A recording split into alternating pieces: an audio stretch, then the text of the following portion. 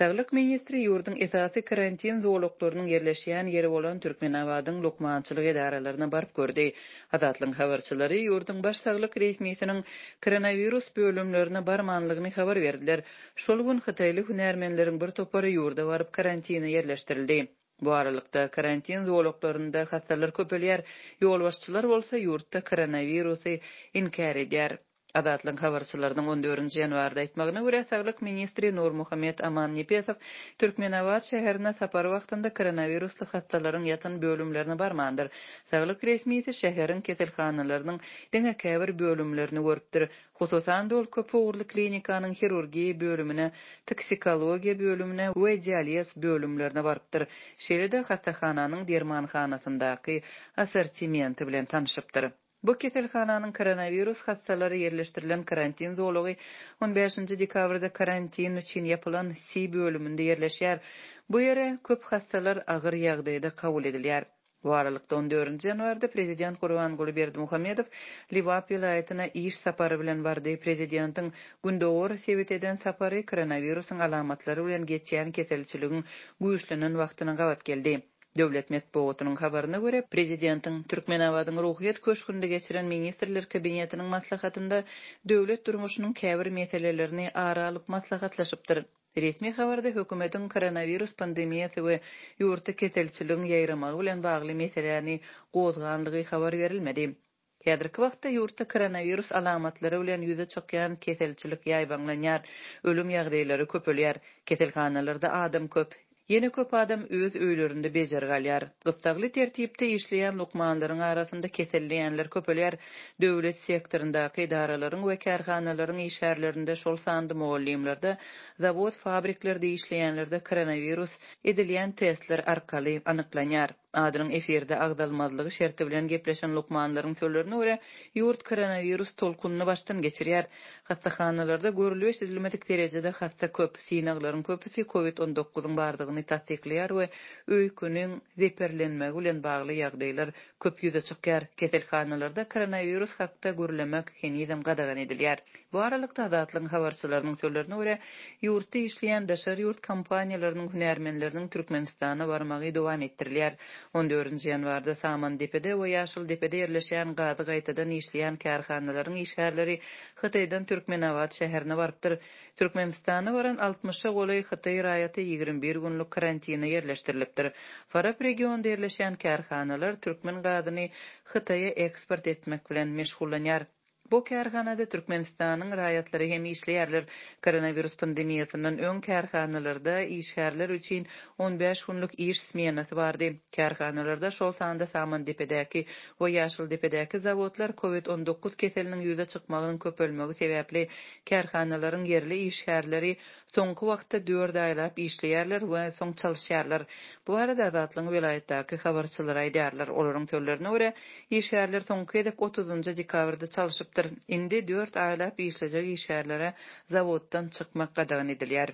Hytaý hünärmenleriniň Türkmenistana barjagy barada Azatlyň habarçylary ýanwar aýynyň başynda habar berdi. Bu aralykda Azatlyň çeşmeleri pandemiýa şertlerinde ýygyderli howa gatnawynyň ýatyrylmagy zerarly ýurdun daşynda galan türkmen raýatlarynyň ýurda getirilmegine ýakyn wagtda garaşylmaýanlygyny aýdýarlar. Türkmenistana barýan daşary ýurtlar 3 hepdelik karantinde bolmaly.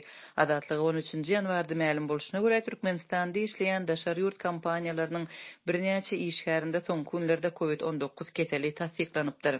Liwap vilayatyndaky habarçymyzyň sözlerine görä, çärji etrafynda gurulýan gaz turbinaly elektrik stansiýasynyň 9 işgäriniň testleri koronavirusyň bardygyny görkezipdir. Hünärmenler 5-nji dekabrda Türkiýeden barypdyr. Bu aralykda Mardak habarçymyzyň habaryna görä Türkmenabaddan 120 kilometr uzaklykda Mary vilayatynda yerleşýän täze gaz gysyjy stansiýasynyň adyndan 4 işgärinde COVID-19-yň tapylandygy habar berildi. Olaryň Ukrainanyň raýatlarydygyny we Türkmenabadyň köpogurly klinikasynda yerleşdirilendigini habarçymyz aýtdy. Türkmenistanyň häkimetleri ýurtda COVID-19 keseliniň hataby almanlygyny resmi taýdan yglan etmek bilen karantin çäklendirmelerini barha güýçlendirýärler. Emma bütün dünýä Saglyk Guramasynyň teklip edýän ýurtda koronavirusy garaşsyz barlyklaryň netijesinde anyklamak mümkinçiligini kabul etmeýärler. Arzan gök we miwe önümleri satyp çykýar, ýöne olar zaýa. Şu günler Mara welaýatynyň döwlet dukanlaryna arzan banan, soğan we kartoşka ýaly gök we miwe önümleriniň söwdasy bolady. Ýöne alyjylar elýeterli önümleriň hilininden şikayet edýär. Käbir önümleriň gapdaly bilen adamlardan bedre we taňyr satyn almak sorulýar. Elýeterli miwe önümleri Aşgabatyň 6 belgili bazaryna da peýda boldy. Bular barada Azatlyk radiosynyň habarçylary 15-nji ýanwarda habar berdiler. Marly habarçynyň sözlerine görä şu günler regionyň döwlet dukanlary arzan gök önümleyen ýazgyly bildiriş asyp elýeterli gök we miwe önümlerini satyp çykarýarlar. Ýöne alyjylar bu önümleri satyn alar ýaly däldigini, olaryň zaýa donaýdýarlar. Şu gün bayram alynyň öňler asla döwlet narhyndan hiç zat satmadyk döwlet dukanlary hem arzan gök önümleyip ýazgy asypdyr diýip bir ýerli ýaşaýjy gurrun berdi. Bananyň da gawy garalyp gidipdir diýip beýleki bir marly ýaşaýjy habarça gurrun berdi. Onun sözlerine göre döwlet dukanlaryna arzan gök we miwe önümleriniň satyp çykarylanyny eşiden marly ýaşaýjylar öz aralaryna guramalaşyp bu barada birek-birege habar berdiler. Adamlar arzan azyk satylýar diýip bir-birlerine habar berip dukanlara barýarlar diýip ýerli ýaşaýjy aýtdy.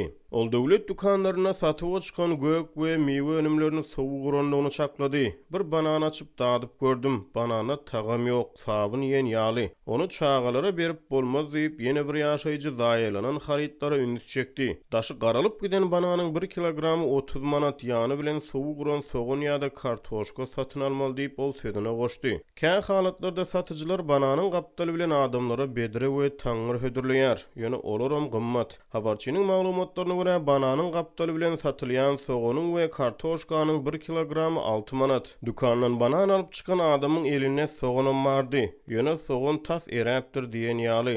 Çüräp zaýlanan soğanyň ýygy paketiň daşyna urupdyr. Beýleki bir adam bananyň ýany bilen kartoşka alypdyr. Onuň paketine eren kartoşkanyň suwu bananyň üstüne damypdyr diýip marly ýaşaýjy gurrun berdi. Gapdaly bilen goşulyp satylýan zaýa haritlardan ýüze urupdyňa banan satyn aljak bolsaň onuň 1 kilogramy 36 manat. Ýöne zaýa soğany we kartoşkany satyn almakdan boyun toglayan adamlara satyjylaryň ýene-de bir teklifi bar. Olar alyjylara eger soğany kartoşkany halamasalar bananyň gapdaly bilen plastik bedreleri ýa-da taňyrlary satyn almagy teklip edýärler. Onuň bahasy haridyň bedredigine ýa-da taňyrdygyna garamazdan 20 manat. 1 kilo banan 30 manat, bedre 20 manat, jemi 50 manat bermeli.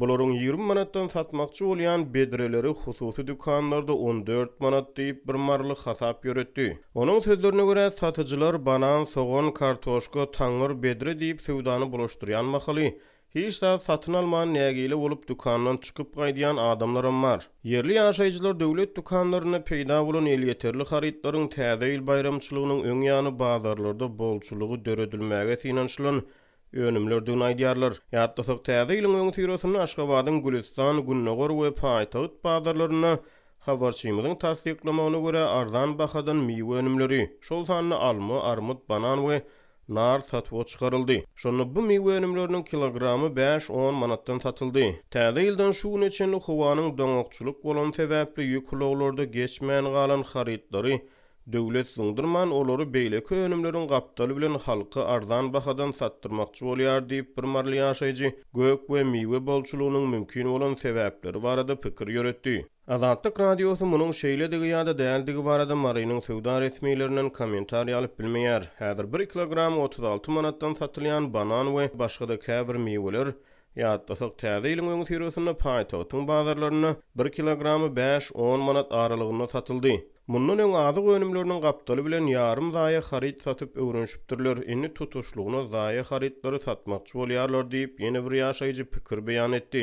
Bu aralykda şu günler Paýtagytyň 6 belgili bazaryna da 1 kilogram 15 manatdan miwe önümleri satyp çykaryldy. Olaryň hataryna mandarin, nar ýaly önümler bar. Olaryň bahalary tapawut etmeýär, ýöne gapdalynyň hökman banan satyn almak talap edilýär. Bu barada Aşgabatly habarçy 15-nji ýanwarda habar berdi. Tapawut ýok, näme satyn alsan kilesi 15 manat diýip bir paýtatly gurrun berdi. Ýöne bu önümleri satyn almak üçin hökman gapdaly bilen banan satyn almaly diýip ol sözüne goşdy. Azatlyk radiosynyň habarçysy satyp çykarylan bananlaryň suratlaryny uratdy. Olarda gabygy garalan bir solkun banan we Qara gabygy açylan aýry başga ýene bir banany görkezilýär. Onuň maglumatlaryna görä 6 belgili bazarda 1 kilogramy döwlet bahasyndan ýagny 24 manatdan düýe et hem satyp çykaryldy. Ýöne ol çäkli meşberde adam başyna 2 kilogramdan satylýar. Zaýalanan gök we meýwe önümleriniň döwlet dukanlaryna satylmagyna gahary gelen käbir marly ýaşaýjylar bu harytlary özleriniň satyn almajakdygyny aýdýarlar. Çağalarymyzyň pasobiýe puluny zaýa harytlara bermejek bolurys. Onuň deregini bize uny bersinler diýip bir aýal Azatlygyň habarçysyna gurrun berdi. Azatlyk radiosynyň bu maglumatlary boýunça Türkmenistanyň sowda we daşary ykdysady aragatnaşyklar ministrliginden kommentariýa almak ýynaşygy netije bermedi. Farapda miras we sebäpli öz ýakyn ogunlaryna agyr beden ýarasyn salan adamlar bar. Soňky 2 ýylda bolsa miras sawasyny 4 adamyň ölümine getiren ýagdaýlar hasabalany diýip Azatlygyň Lewapdaky habarçysy habar berýär.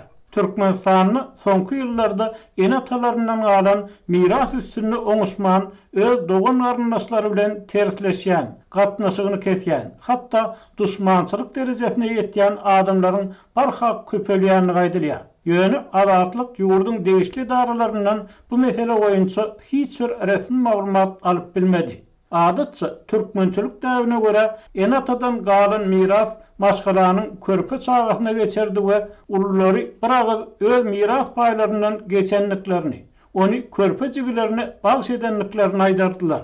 Emma ýurduň sebitlerine de, paýtagtda da miras üstünde tutlara ýüz tutup kade diýişlerini astyrýanlaryň sany barha köpelýär diýip Azatlyga uguşan maglumatlarda aýdylýar. Iqtisady kynçylyklaryň çuňlaşmagy bilen miras bölüşmek meselesini nasylýan kade diýişleri Fara etrafında we Türkmenabat şäherinde hem has köpelýäni meňdeýär diýip habarçy hukuk goraýjylary salgylanyp aýtdy. Türkmenabatyň şäher kabiýetine bir näçe işe gatnaşan aklawçy Zora aganyň maglumatlaryna görä, müşterilerin atalarının galan jaý dogonlary bilen deň bölüşmek ýa-da paýyn almak üçin suwda ýüz tutmagy düýpli ýygjamlaşdy. Raýatlaryň käbiri täkelçi bahasy bolan emlakdan hem paý aljak bolup suwda öz peýdasyna karar çykartmak üçin aklawçylary ýüz tutýar. Ýogsa olaryň dawa eden emlaklary süýtdeş dogonlarynyň göwünne degenlerine hem degenok diýip Zoragy habarçy bilen söhbetdeşlikde aýtdy. Emma ol häzirki ykdysady kynçylyklardan gorkan adamlaryň bir toparynyň inni mirasdan alan paý bir aýlyk adygyna ýetse-de ören hoş bolýanlygyny, başga zat bilen işiniň ýokdugyny hem sözüne goşdy. Farap kabiýetini işleýän bir kätibiň beren maglumatyna görä, häzir bu etrapda geçirilýän kabiýet diňlenşikleriniň tas 80 göterme golaý miras dawasy bilen bagly. Türkmenistanyň Raýat kodeksiniň 1180-nji maddasyna laýyklykda miras ýüze çykandan soň 6 aýyň dowamyny kabul edilmeli we tejribe görä miras galyjynyň esasy emlagi onuň ýaşaýan jaý, millet geri, mallary we öý goşlary bolýar. Kanunyň 1085-nji maddasyna laýyklykda miras galyjynyň ýaşaýan ýeri miraslyk emlagynyň ýüze çykan ýeri diýilip hasaplanýar. Kanunyň maddalaryny mirasyň dogonlaryň arasynda deň paýlanyna baradaky kadalary öz peýdasyna ulanjak bolup türlü jenaýatlara ýüzürýän adamlar köpelli. Emma häkimetler barha ýitileşýän miras dawasyny görmezlige salýarlar diýip anonimlik şertinde urlaşan aşgabatly aklawçy Azatlyk radiosyna aýtdy. Türkmenistanyň millet ýerini almak we jaý salmak hem işe çözümli bolmagyna garly. Bu ýagdaý ykdysady şertleriň agyrlaşmagy, ýysylygyň aşy ösmegi bilen kakatynyň jaýyna ýa-da millet ýerine kiçirät jaý salyp oturan adamlaryň barha köpelmegine alyp geldi. Millet ýerini alyp bilmeýän Farapda bir howurly 3 maskala bolup ýaşaýan doganlar hem azar. Hatda bir jaýda 5 maskala bolup ýaşaýan hem bar diýip Azatlygyň habarçysy habar berýär. Köp adamyň işi ýok. Pul, para vermesen millet ýerini ýa-da jaý edilmek üçin bank kartyny alyp bolmaýar. Ipoteka diňe döwletli işleýänlere berilýär. Ýöne olaram uly para bermeli bolýar diýip Azatlygyň Lewapdaky habarçysy aýtdy.